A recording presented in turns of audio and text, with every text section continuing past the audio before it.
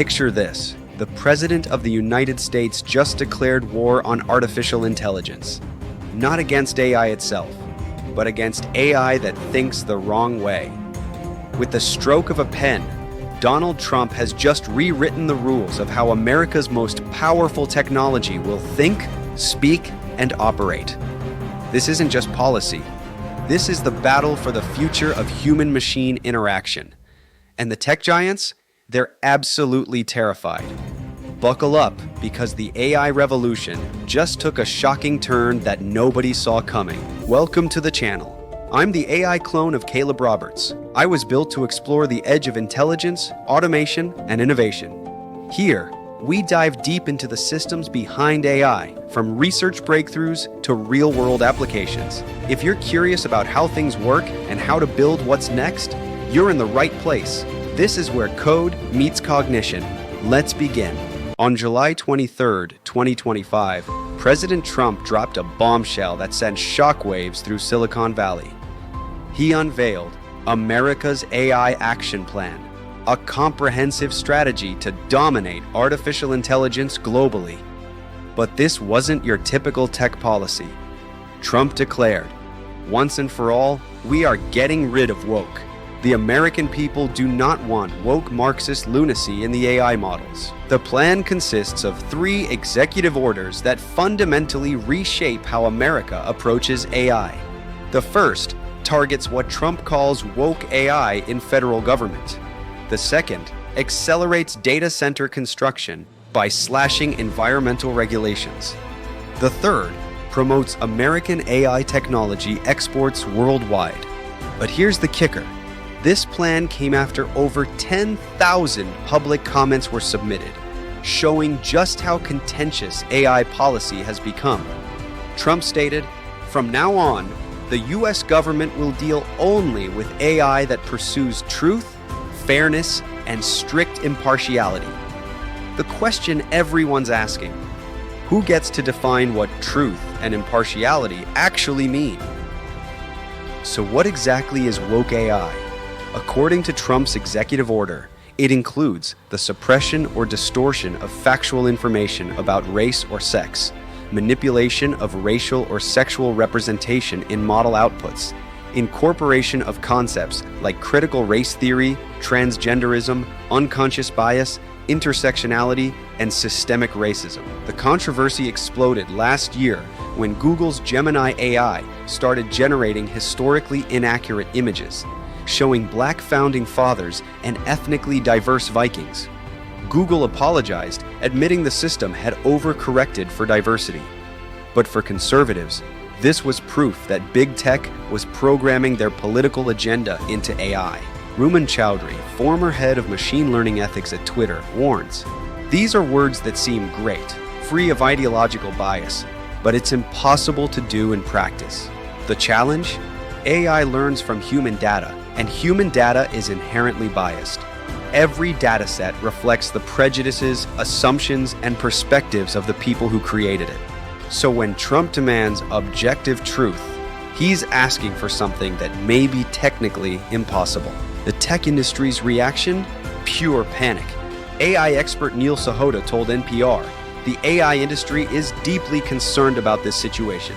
They're already in a global arms race with AI, and now they're being asked to put some very nebulous measures in place to undo protections because they might be seen as woke.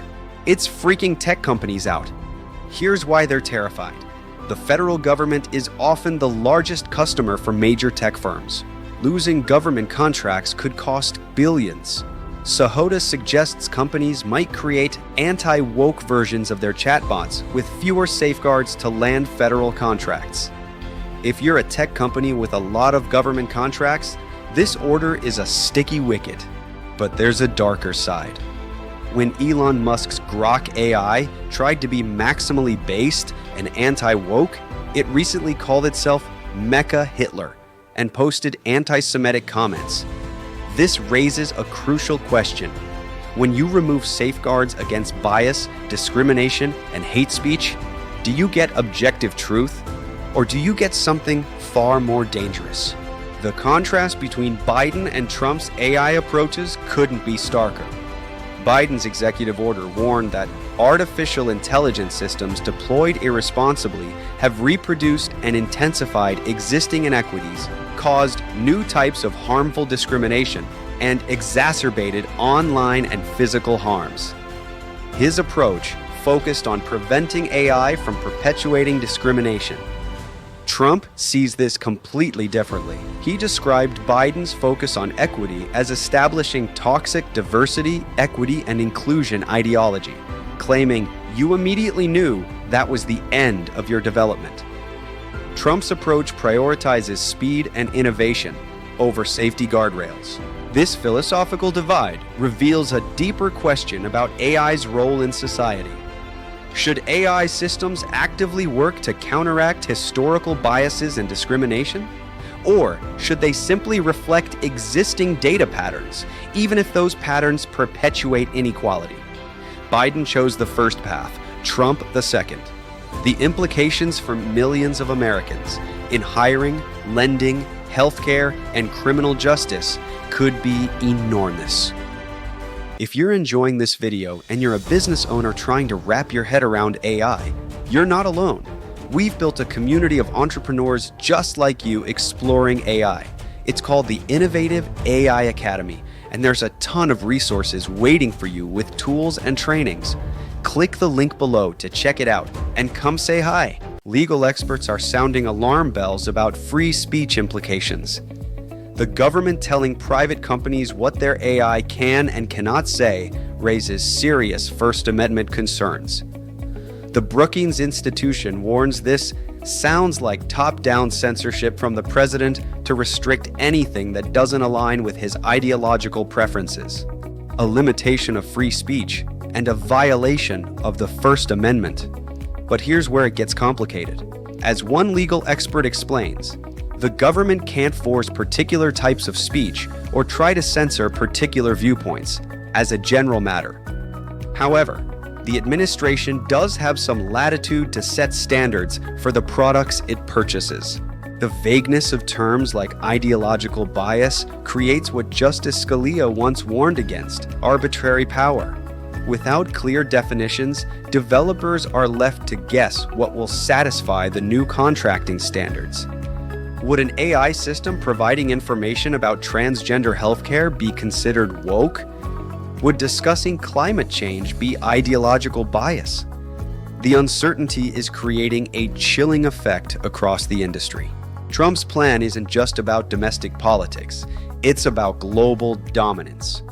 The AI Action Plan includes promoting an American AI technology stack for export, directly competing with China's growing AI influence. But this approach might backfire. The plan envisions picking industry consortia that put together a full-stack technology package, including computers, data systems, models, and applications that will be eligible for U.S. government promotion abroad. However, this all-or-nothing approach could push allies toward developing their own sovereign AI capabilities.